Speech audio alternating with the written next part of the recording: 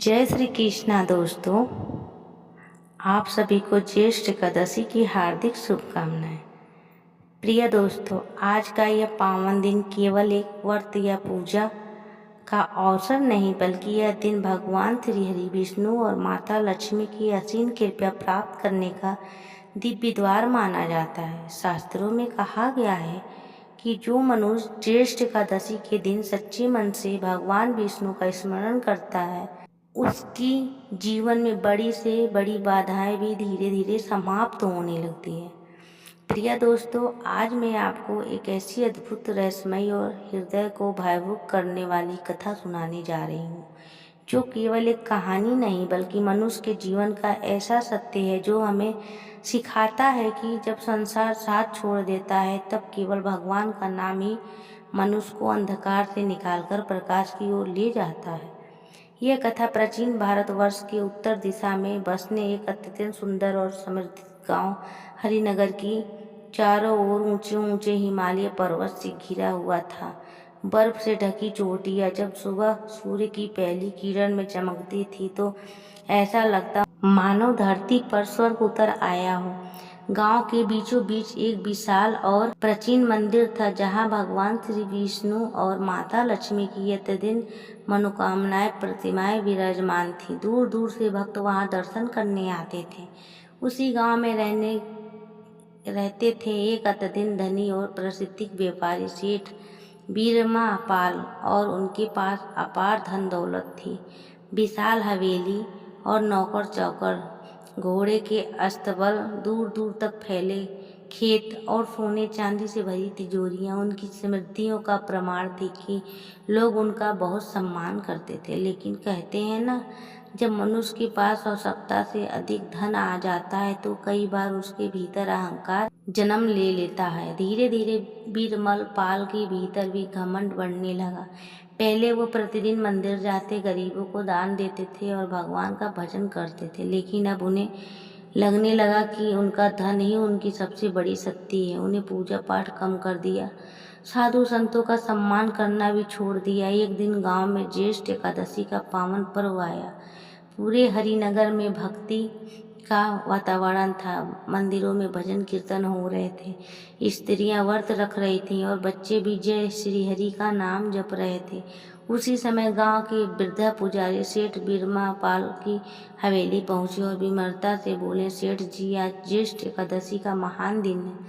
इस दिन भगवान विष्णु और माता लक्ष्मी का व्रत और कथा सुनने से मनुष्य के सभी दुख दूर हो जाते हैं। आप भी मंदिर चलिए। लेकिन अहंकार में डूबा बीरमल पाल हंस पड़े और बोले, पंडित जी, यह व्रत और पूजा उन लोगों के लिए है जिनके पास कुछ नहीं होता। मेरे पास इतना धन है कि मुझे किसी देवता की कृपा की आवश्यकता नहीं। पुजारी ने गंभीर स्वर में कहा, सेठ जी, धन और वैभव सदा स्थिर नहीं रहते। भगवान की कृपा हट जाए तो राज भी बिखर जाता है। लेकिन बीरमा पाल ने उनकी बात अनसुनी कर दी। समय बीतता गया। धीरे धीरे उनके जीवन में विपत्तियां आने लगी। एक एक करके उनके व्यापार में भारी घाटा होने लगा। दूर देशों भेजा गया माल समुद्र में डूब गया, खेतों में सूखा पड़ गया, चोरी होने लगी, तिजोरियां खाली होने लगी। जो लोग कभी भी उनकी खुशनुमा करते थे, वही आज उनसे दूरी बनाने लगे। मित्र साथ छोड़ गए, नौकर भी हवेली छोड़कर चले गए। कुछ ही महीनों में करोड़पति बीरमल पाल कर्ज में डूब गए और एक दिन ऐसा आया जब उनकी विशाल हवेली भी बिक गई। अब उनके पास रहने का लिए छोटा सा टूटा हुआ घर बचा था। परिवार भूखा और गरीबी से तड़पने लगा। बीरमल पाल रात भर जगते और सोचते, आखिर मेरे साथ ऐसा क्यों हुआ। लेकिन उन्होंने अपनी भूल समझ नहीं आ रही थी। एक रात अत्यंत दुखी होकर वह जंगल की ओर निकल पड़े। चारों ओर अंधेरा था, ठंडी हवाएं चल रही थी। बीरमल पाल एक पुकार पीपल के वृक्ष के नीचे बैठकर रोने लगे। तभी अचानक वहां एक दिव्य प्रकाश प्रकट हुई। उस प्रकाश के बीच एक तेजस्वी साधु खड़े थे। उनके चेहरे पर अद्भुत शांति थी। साधु ने पूछा, वत्सल, क्यों रो रहे हो। बीरमल पाल ने अपने जीवन की सारी कहानी उन्हें सुना दी। साधु कुछ क्षण मौन रहे, फिर बोले, तुम्हारे जीवन में यह दुख तुम्हारे अहंकार और भगवान से दूर होने के कारण आया। तुमने धन को ही अपना भगवान मान लिया था, लेकिन भगवान दयालु है। यदि सच्चे मन से पश्चाताप भी किया जाए तो अपने भक्तों को कभी त्यागते नहीं हैं। बीरबलपाल रोते हुए बोले, गुरुदेव, अब मुझे अपनी गलती का एहसास हो चुका है, कृपया करके मुझे मार्गदर्शन दिखाएं।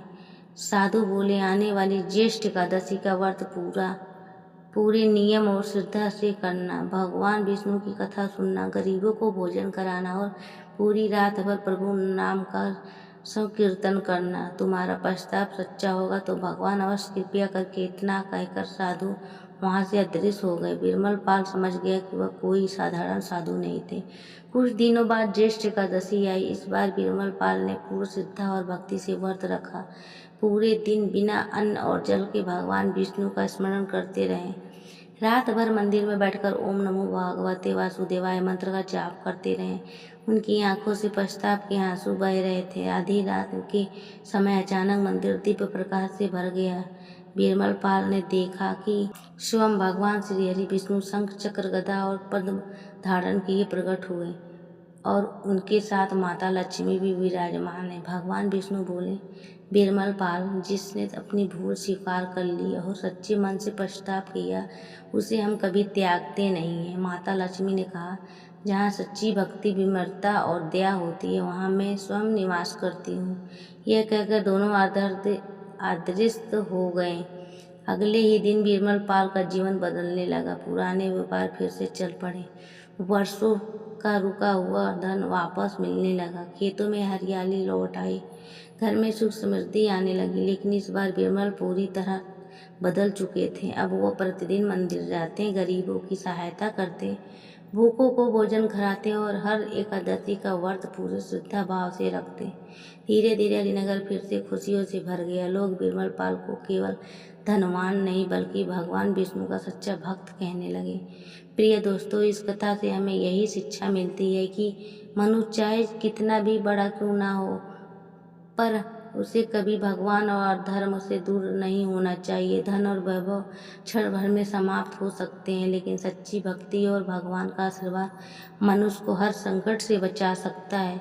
जो व्यक्ति ज्येष्ठ एकादशी के दिन भगवान श्री हरि और माता लक्ष्मी की पूजा करता, व्रत रखता, सच्चे मन से उनका स्मरण करता, उसके जीवन की दरिद्रता, दुख और बाधाएं धीरे धीरे समाप्त होने लगती। यदि आप भी भगवान श्री हरि और माता लक्ष्मी की कृपा पाना चाहते हैं तो सच्चे मन से बोलिए, जय श्री हरि विष्णु, जय माँ लक्ष्मी।